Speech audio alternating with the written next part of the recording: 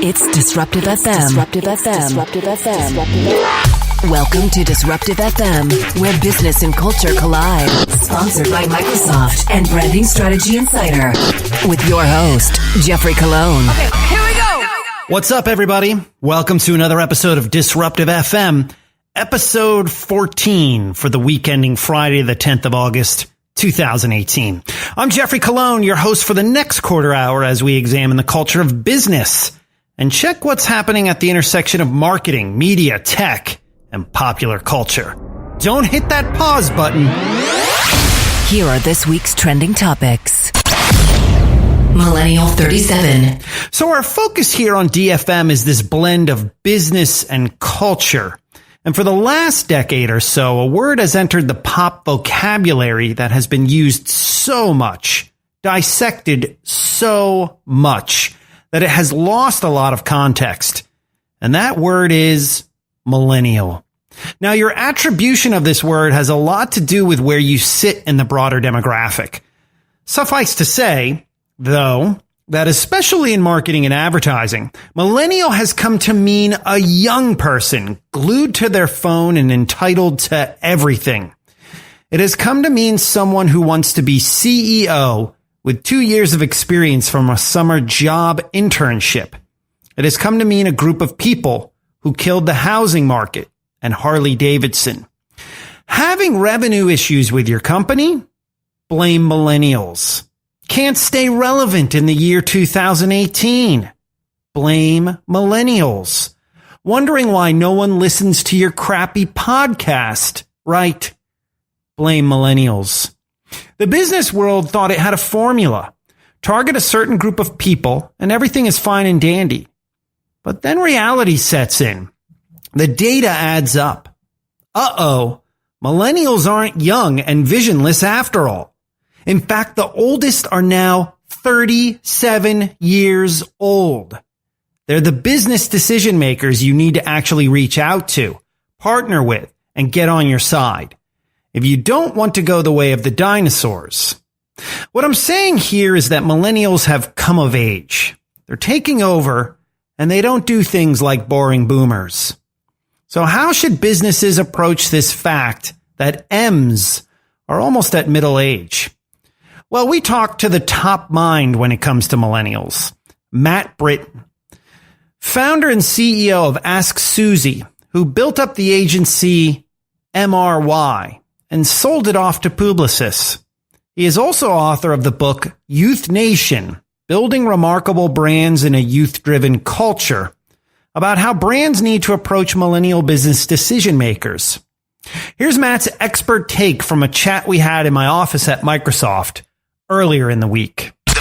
Millennials used to be looked at as this disruptive generation when they were sort of the young people coming in, right? They were the social media generation. They were the first generation that grew up with the internet in the household, which really is what makes millennials have such a mystique, is that they are really different species than the rest of us. If you think about myself, who's a Gen Xer, you know, when I grew up, I had to look at Encyclopedia Britannica to get information. I actually had to pick up the phone and call people. Where millennials, they grew up with the internet in the household, so their brains are wired differently. And when they first came on as this new disruptive generation, a lot of brands knew they had to figure them out because they wanted to be culturally relevant.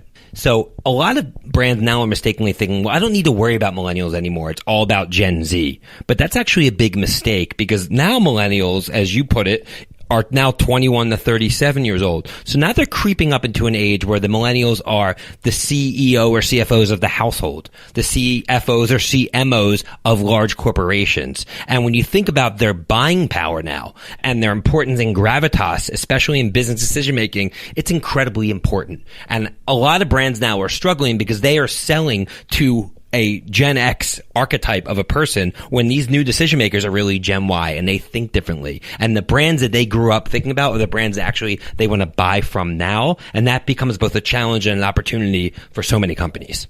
You know, when BlackBerry really first started to struggle, you heard this term a lot, the consumerization of the enterprise. Because BlackBerry really had a hard time staying in the enterprise because when younger people came into companies, they all had iPhones and they didn't want to use Blackberries. And then BlackBerry really started to struggle with the enterprise. And I think that term really still remains incredibly relevant today. Consumerization of the enterprise, meaning the way that consumers act at home, millennials, they act at work. If they're on Instagram at home, they're on Instagram at work. So why aren't so many B2B marketers taking advantage of Instagram, for example, in marketing to people from a B2B standpoint? Because it's not just a B2C channel. And I think the biggest mistake a lot of B2B marketers think is they try to think of it in a different framework, but it's really the same consumer. And I think it's that same BlackBerry issue playing all over again for B2B marketers, where they try to sort of create this bifurcation of approach between reaching somebody as a consumer and as a business, when really those lines are completely blurred now more than ever. Indeed, now more than ever. Millennials are all grown up now. But they think differently, so we can't use the same tried and true methods to market to them. That was Matt Britton, CEO of Ask Suzy, who joined me earlier in the week. Big thanks to Matt. Trending topics on DFM. Disinfowars. We're all probably familiar with Alex Jones and his site Infowars. Jones has been spewing most of his fake news the past 2 decades, first using AM radio, then cable TV, and then social media to grow his Legion of Doom.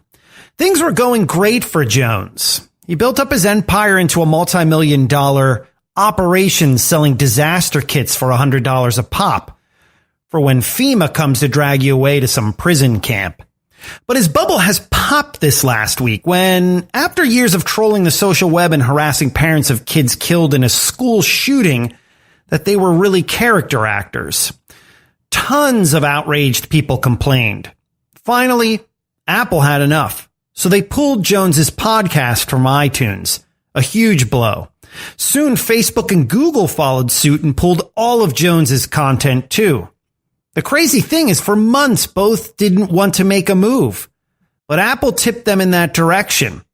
Ultimately, Google went the most extreme, pulling down Jones's entire YouTube channel and preventing his show from live streaming there. So is this a violation of free speech? Well, all communication platforms have terms and conditions. Heck, even Jones's own website has them. In it, they say they have the right to remove content from the site they find damaging or hateful. I think this move finally is getting us to a place on the web where instead of the Wild West with no third parties regulating ill behavior, we finally realize we are a communal society where we may have to remove those trying to shout fire in a theater or making it difficult for others to participate. The web in its golden age heyday of the early 1990s was all about liberty and freedom, but the web isn't some small enclave anymore. It is mainstream. Can't just drive down the street and shout riot. Ultimately, this is what Jones didn't predict. He thought he had freedom to say whatever he wanted on private property on the web without any ramifications. This is a learning lesson for us all. If I own a bar and you come in my bar and get up on a stool and start screaming that 9/11 was a conspiracy, and a bunch of my patrons start complaining, "Hey Jeff, we're out of here if you don't shut this guy the fuck up," guess what I'm gonna do? Trending topics on DFM. Shedding your skin. Luxury fashion brands that have long relied on fur and animal skins are shaking up their supply chains. 2 of the flashiest labels, Versace and Gucci, swore off fur this year, joining a furless pack that includes Armani, Ralph Lauren, Michael Kors, and Hugo Boss. A few fashion houses are funding tech companies working to grow leather in labs, and companies that once viewed animal rights groups as a nuisance are now consulting with them on policies to limit cruel treatment. French fashion house Hermès in 2015 got a taste of the damage when an undercover video showed alligators being slaughtered without being stunned first. The incident sparked outrage and led to British singer and actress Jane Birkin asking Hermès to remove her name from their crocodile purses. It also led to a decline of reptile imports into France by 30%. So what's causing this industry shift? Well, for one, like our top trend this week, millennial consumers who have become core clients for the industry and have a much more emotional attachment to brands based on how company acts are finally speaking up. In fact, we could call this new era the young and the furless. If you were born between 1977 and 1994, there is a whopping 60% chance that you will be more loyal to brands if they take corporate sustainability initiatives as a top priority. For those born 1946 to 1965, only 40%. More than 2/3 of consumers younger than 35 would be willing to pay more for sustainably made products. There is a strong shift in consumer sentiment now. So brands who think it's all about the Benjamins, take note. You can care about human rights, sustainability, the environment, and animal rights, and actually stand out with consumers. In fact, this is now becoming the new normal. You're listening to Disruptive FM with Jeffrey Colon. Now, here comes the music. Here comes the music. Here comes the music. Here comes the music. Here comes the music. Here comes the music. Here comes the music.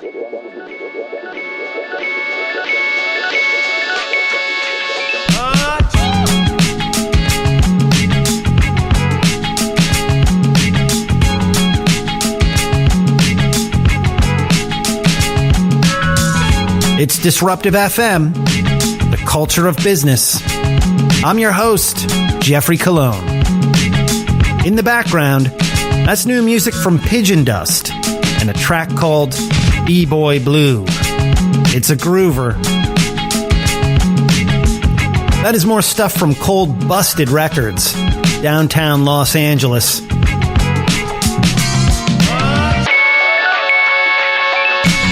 If you like funk, soul, and instrumental hip-hop, you definitely want to check them out. Their artwork is always on point, too. A friendly reminder, we are social creatures. Connect with us on Instagram or Twitter at DisruptiveFM. Connect with me personally on Instagram or Twitter at DJGeoffe or at DJ Jeffy. Also enable our Alexa skill today. Just say, Alexa, open Disruptive FM for our weekly top 3 on-the-radar trends, top 10 music chart, top 5 book list, and the most current episode. Kind of like an app, just for voice. And we are proudly sponsored by Microsoft and Branding Strategy Insider. For more in-depth analysis, check out Microsoft.com/stories and BrandingStrategyInsider.com. Also, we're brought to you by Iographer. Create better video. At Iographer, they create accessories for your mobile devices to help you make professional videos. Learn more about all the products we use at DFM to make our videos at Iographer.com. Disruptive FM presents... Stop! It's the motherfucking remix! Everything is a remix. We think everything is new and innovative when we look at tech. Even worse, we think there are all these new human behaviors around us when in reality, people are behaving more so like they have forever. So how strange was it this past week to read this quote and then find out the year it was said? Let me read that quote to you. Advertisements are now so numerous that they are very negligently perused, and it has therefore become necessary to gain attention by magnificence of promises and by eloquences sometimes sublime and sometimes pathetic. We could say that this is from the year 2018 based on the insanity we see both online and offline to get more and more people to make a choice based on our communications.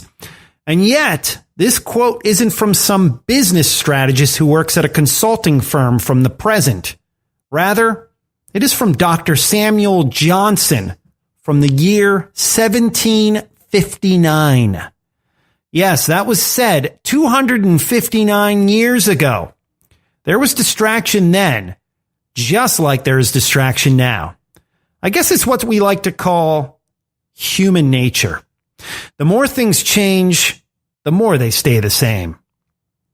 Okay, time to take a look at some simmering stories that are starting to heat up. It's a segment we call on the radar.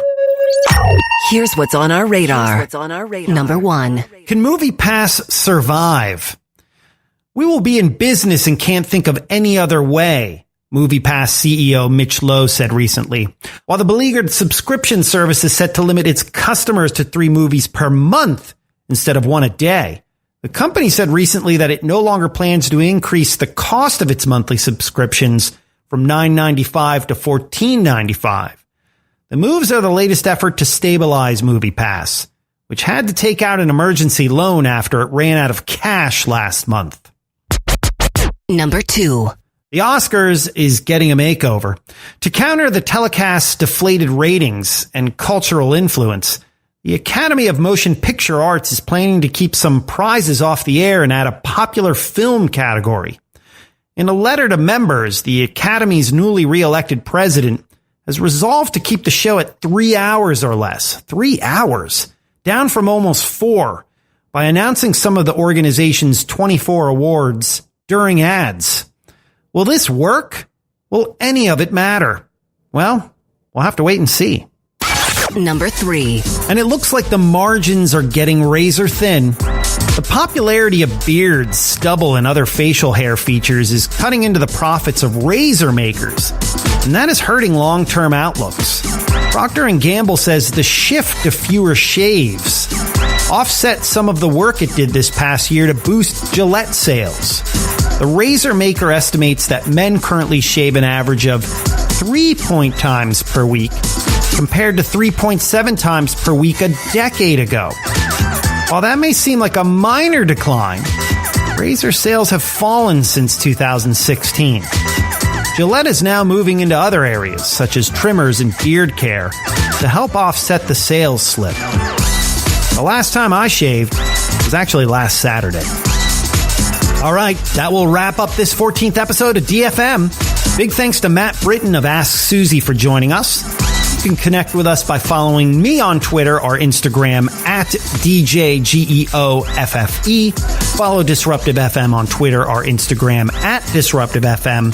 And you can read more in-depth content via our 3 sponsors, Microsoft.com/stories, BrandingStrategyInsider.com, and iographer.com. Next week, Roman Sunder of Worlds talks about the upcoming conference in Los Angeles this upcoming October. As many of you know, Worlds is a great event, so we look forward to chatting with Roman. All right, for everyone here at DFM, thanks for checking us out. We appreciate your time. I'm Jeffrey Colon, and we'll catch you next week. You've been listening to Disruptive FM with Microsoft Communications designer Jeffrey Colon. All thoughts are his own. Disruptive FM is produced in Los Angeles by Feeler Media.